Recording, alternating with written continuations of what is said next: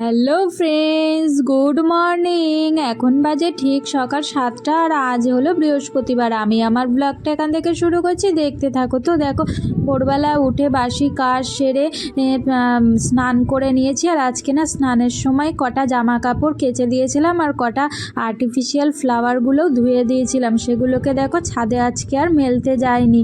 আর এই যে রেলিংগুলোতেই মেলে দিচ্ছি। আকাশের অবস্থা দেখেছো কেমন? আবার নাকি খবরে বলছে কালবৈশাখী ঝড় আসবে। ওই জন্য দেখো আকাশটা না কেমন অন্ধকার হয়ে রয়েছে। রোদ রোদ ওঠেনি, আর হাওয়াও দিচ্ছে তেমন জোরে। তো তারপরে দেখো আজকে না আমি আর মন্দিরে যাইনি স্নান করে উঠে। তোমাদের দাদাই স্নান করে মন্দিরের কাজ করতে চলে গেছে। একেবারে মন্দিরের কাজ করে পুজো করে তারপরে বেরোবে মন্দির থেকে। তো তারপরে দেখো রেলিংগুলোতে জামা কাপড়গুলো মেলে দিয়ে এই ঘরের বেড কভারটাকে, বালিশের ওয়ারটাকে আজকে চেঞ্জ করে নিলাম।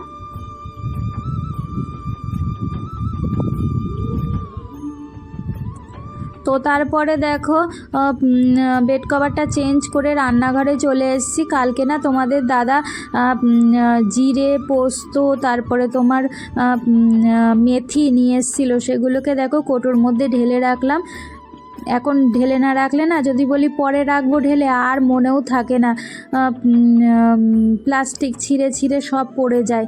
ওই জন্য দেখো পোস্ত, কালো জিরে তারপরে মেথিটাকে ঢেলে রাখলাম। আর দেখেছো পোস্তটা কতটা পড়ে গেছে ঢালতে গিয়ে। তো তারপরে দেখো সবজি কেটে নিয়েছি। সবজি কেটে নিয়ে উচ্ছে ডাল সেদ্ধও বসিয়ে দিয়েছি। আর ওদিকে ভাতও আমার হয়ে গেছে। তারপরে দেখো সবজি কেটে নিয়ে সবজির খোলাগুলোকে তুলে রাখলাম। তারপরে সবজির খোলাগুলোকে তুলে রেখে তারপরে দেখো রান্না চাপিয়ে দিয়েছি। আর ওদিকে আমার উচ্ছে ডালটা সেদ্ধ হয়ে গেছে। তো দেখো রান্না করতে করতে দেখলাম বোতলে তেল বাড়ন্ত হয়ে গেছিলো, ওই জন্য একটু তেল ঢেলে নিলাম। আর আজকে যেহেতু নিরামিষ রান্না করছি, দেখো ভাত করেছি আর একটু না পান্তা ভাতও ছিল। ওই পান্তা ভাতটা তোমাদের দাদা আর আমি আলু ভাজা দিয়েই খেয়ে নেবো, ওই জন্য আলু ভেজেছি, পটল ভাজা করেছি, তারপরে তোমার ঝিঙে আলু পোস্ত করে।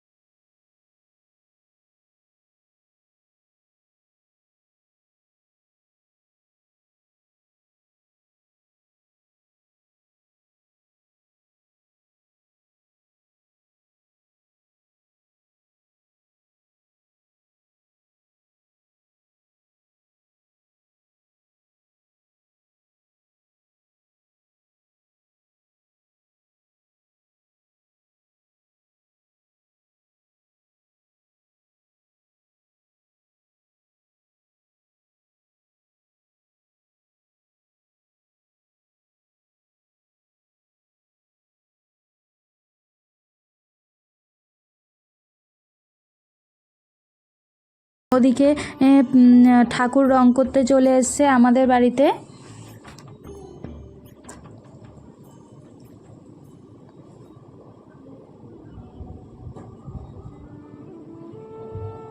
তো তারপরে দেখো বেসিনটাকেও একটু পরিষ্কার করে নিলাম।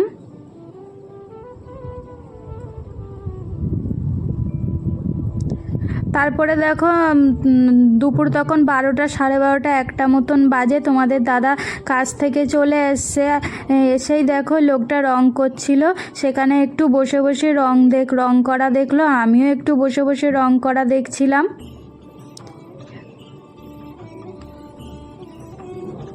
তো তারপরে দেখো তারপরে খেতে বসে গেছি। দুপুরের খাবার ওই লোকটাকেও দিয়ে দিয়েছি। লোকটা আমি তোমাদের দাদা খেতে বসে গেছিলাম, আমার তো খাওয়া হয়ে গেছিলো। তোমাদের দাদা আর ওই লোকটা দেখো গল্প করতে করতে খাচ্ছিল।